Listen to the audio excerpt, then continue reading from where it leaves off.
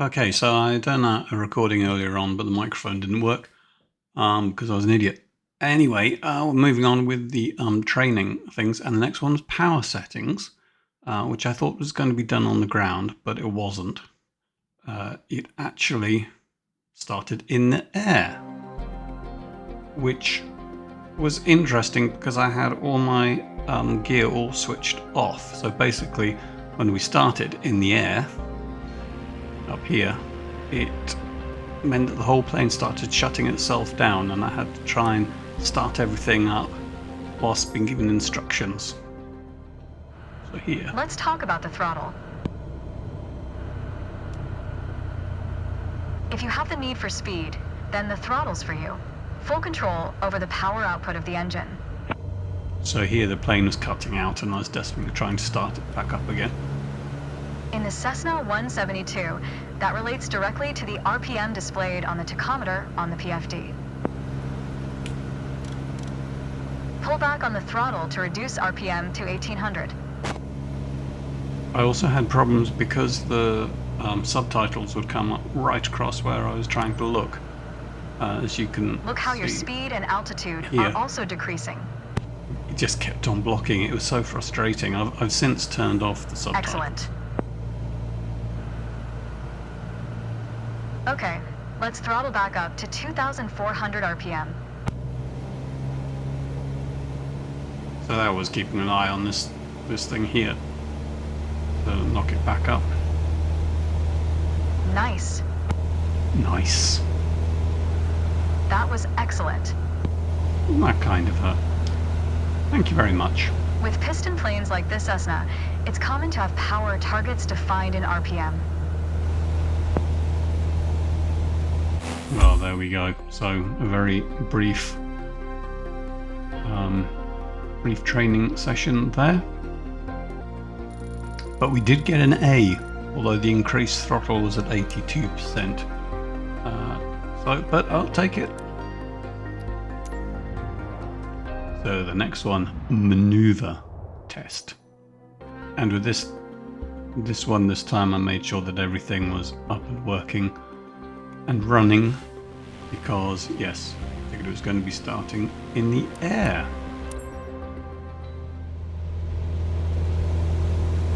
The art of maneuvering a plane through the air isn't a mystery to you anymore. I still had the subtitles on. Now it's time to test the skills you've learned. As you can see, we're cruising at 6,000 feet on a north heading of 360 degrees. So this is where I really noticed the subtitles. Start by descending to 5,500 feet while maintaining a northerly heading. Getting in the way because I was looking down here. Keep an eye on the altitude, and also here for the heading.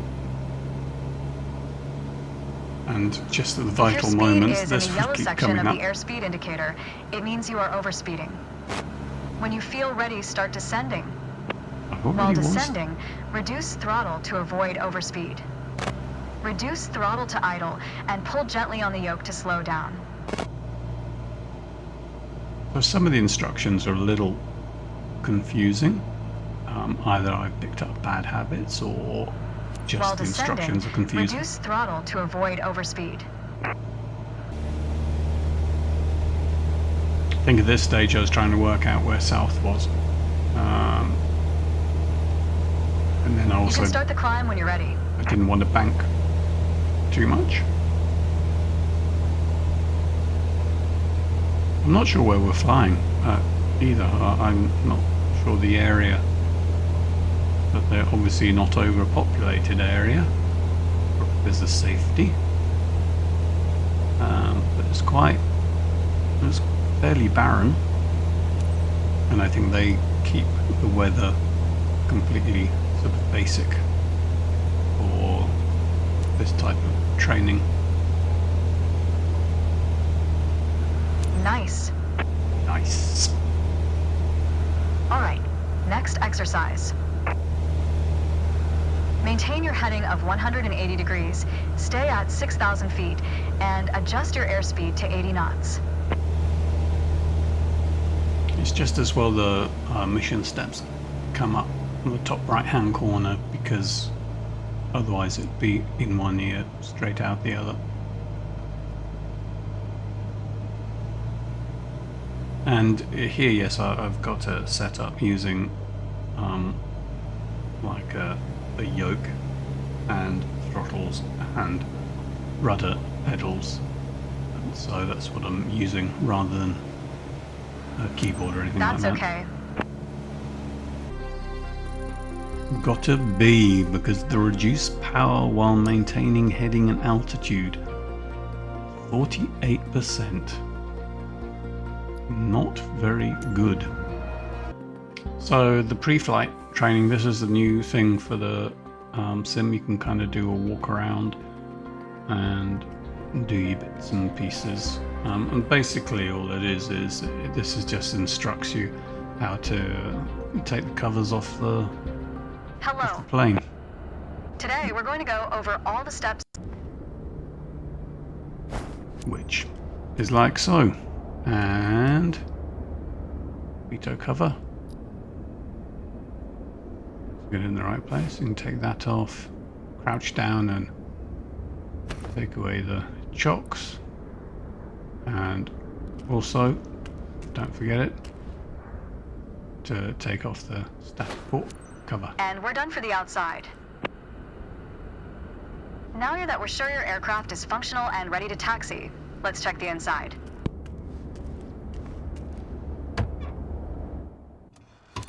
Let's get to the matter at hand.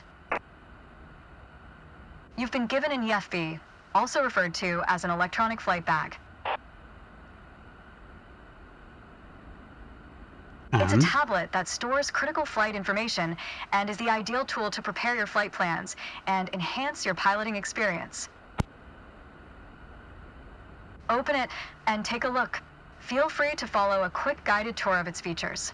So yes, this is where I just skipped it and The EFB features an interactive map, along. a flight plan editor, So aircraft we'll move along and to the current next flight one. information, a nav log. And yes, we get an A for that. I can't see anyone failing with that. But, it's basically very, very simple. You'd have to run away from the plane to do anything bad there, I think. Taxiing again, pretty straightforward. Although I did find out that when I started doing this and I first started pushing the pedals, I hadn't put the locks on the casters on my chair that I use. So as soon as I started pushing on the pedal, I just moved away from the computer, which didn't really help. Let's take a moment to talk about taxiing. So I was kind of holding onto the table. Taxiing refers to moving the aircraft on the ground under its own power. So it went a bit squiggly. In particular, getting from the ramp out to the hold short point on the edge. Increase throttle to gain forward momentum and then reduce RPM accordingly to match a fast walking speed while taxiing. So yes, I had to pause it here and sort out my chair. But anyway, the rest of it is basically taxiing. Traffic was coming off the runway. So there's a bit of going along and having to stop various places and then going all the way down to the end of the right downward jump along and stopping at the end of the runway here.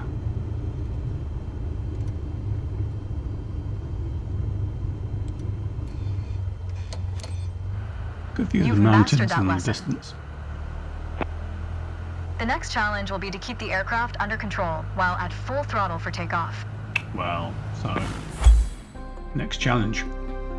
So after doing now the basic look left, look right, all that kind of stuff, making sure there's no traffic around, she instructed me to stop here.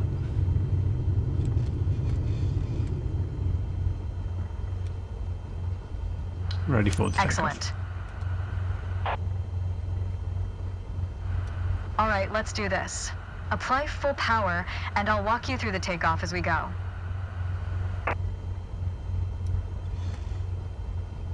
So yes, this was basically just full power and use your rudder to stay on the center line and keep pushing power until you reach 55 knots.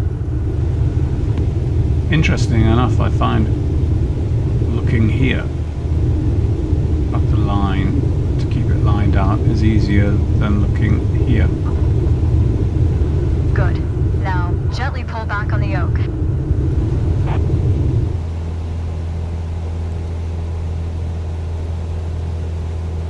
And we're airborne.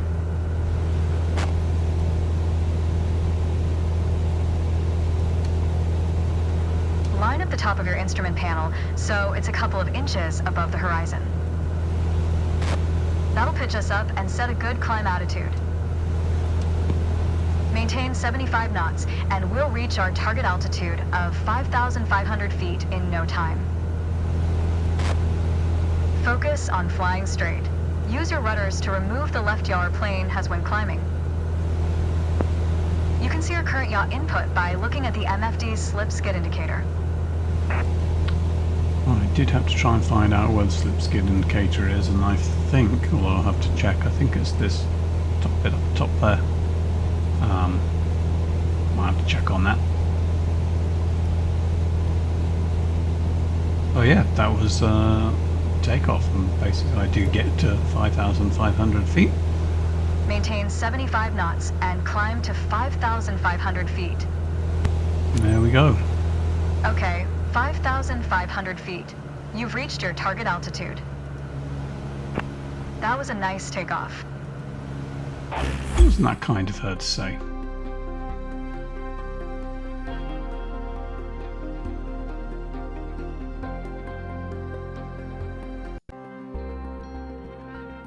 So, yoke management, landing.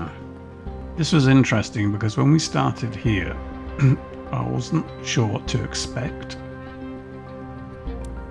And we were quite high, and the camera always throws it too far forward for me. I want you to focus on the yoke only. And by We're this, close enough to the runway to land safely without adding any throttle. so by this time we were already Maintain too a far speed in. We of should have around started moving 65 straight away. knots. Pitch down if you're going too slow. Pitch up if you're too fast. Keep your airspeed at 65 knots. When you're 10 feet above the runway, it's time to flare. To flare means to raise the nose of the aircraft to slow your descent for a softer landing, but without ever leveling off or climbing. The main landing gear will touch down before the nose wheel does. So we were way too high here, and yes, it just all was lined up incorrectly. Did not go particularly well. And bring the plane.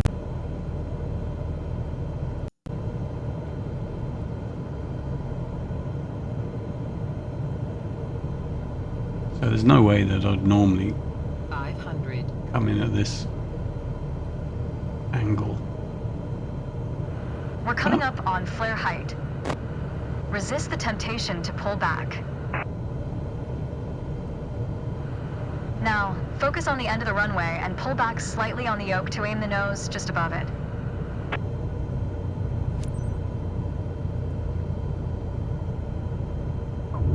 Which I didn't really do. Nice.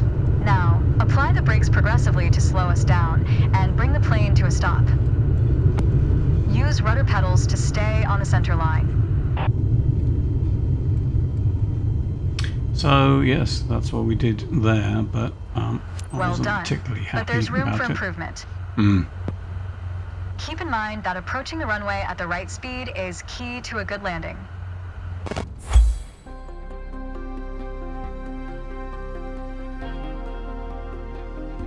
So because of that, I actually decided to give it another go. I did a retry, and started descending a lot earlier this time because I knew what was going to be happening. And whilst, as you can see here, it's like, right, For this landing let's start exercise, getting I on want you the to focus descent. on the yoke only.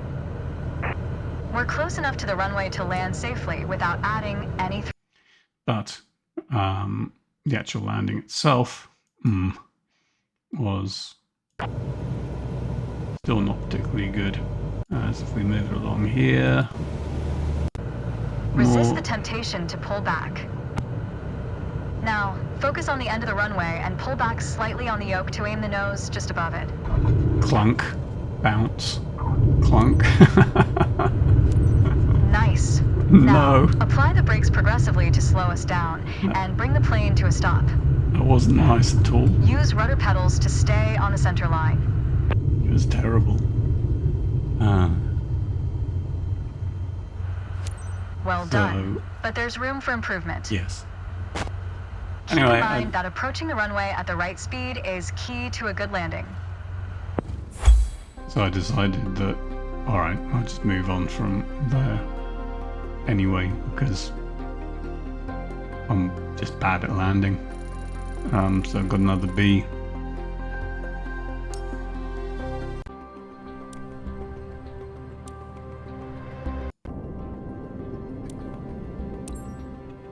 Next one was throttle management on landing, which I wasn't sort of sure what the idea of this, well, not what the idea was, but it's an interesting one that I think that they've done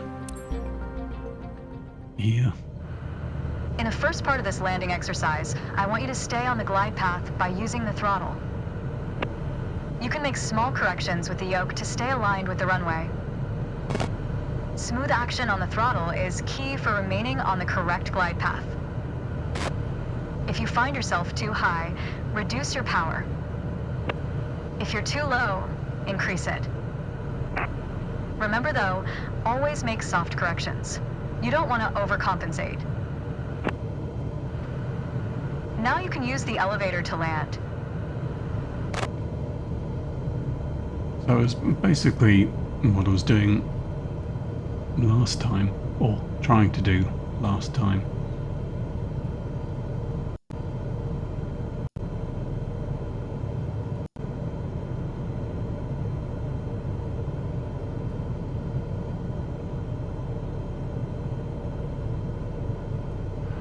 Reduce throttle to idle. Now, focus on the end of the runway and pull back slightly on the yoke to aim the nose just above it.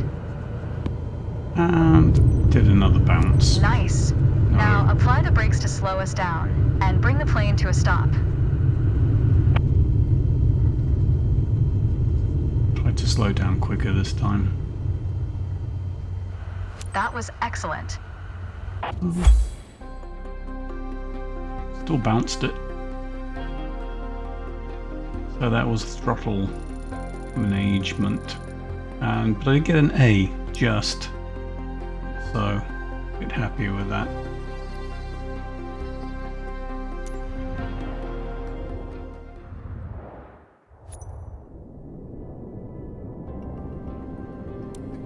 And yes, so that was kind of it for that one. And then I'm going to finish off the next ones next time.